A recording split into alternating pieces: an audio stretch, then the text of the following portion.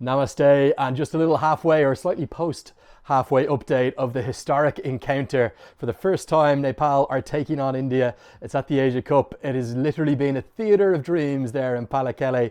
And how good have Nepal been for that first innings? They really have shown us that they belong at this level, and it's going to be a matter of time before they're competing regularly, not just at Asia Cup level, who knows, back to World Cup level in years to come. So much to talk about, but a flying start, a brilliant start, having lost the toss, remember, and being asked to bat first, and what conditions have been a little bit tricky at points through the games in Pallekelle. And remember, Nepal had to adjust coming across from Multan in Pakistan, where they played that first game against Pakistan to take on one of the giants, in fact the giant of the modern world game, India in Pallekelle, against the likes of Rohit Sharma and Virat Kohli and Hardik Pandya and all of the excellence, Mohammad Siraj, Ravindra Jadeja, wasn't he outstanding? But Nepal, particularly for the first 10 overs, they didn't just show they belonged, they looked like they were on top of the game, ahead of the game. In fact, they were 65 for none in the 10th over before Kushal Bertel held, being caught by Jadeja, the first of 3 quick wickets that went to the left arm spinner. Aasif Sheikh,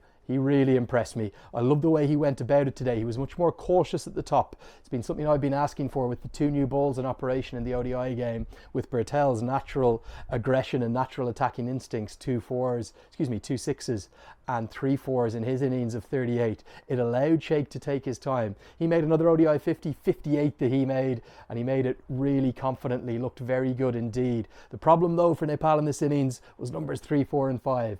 Bim Sharkey recalled to the team in place of Aasif Sheikh. Thought that was a good move, get a natural number 3 back into the team. Both him and Rohit Paudel and Kushal Malla all dismissed for small scores, 7, 5 and 2 for them. So those 3 quick wickets, and then the dismissal of Sheikh, who was an excellent catch held by Virat Kohli going over his head.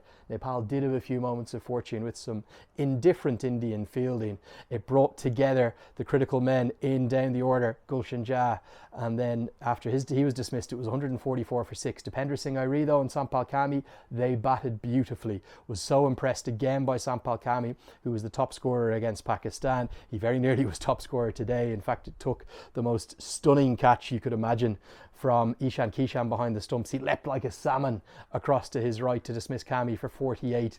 Would have been a very well-deserved ODI 50 for Kami. But him, alongside Dipender Singh Airi, who was unfortunate to be dismissed as well, they brought Nepal back into the game, and I think they will have been thinking of 260, maybe 275 even at one point, with the pyrotechnics, the potential pyrotechnics of Karen Casey to come. But as so often happens for associate sides taking on the better teams, wickets just tend to fall at the worst possible moment. And then with the dismissal of Dipender Singh Airi, shortly followed by Sompal Kami, who did show us that Nepal have improved against that short ball, getting some big sixes into the leg side. I thought he was outstanding again.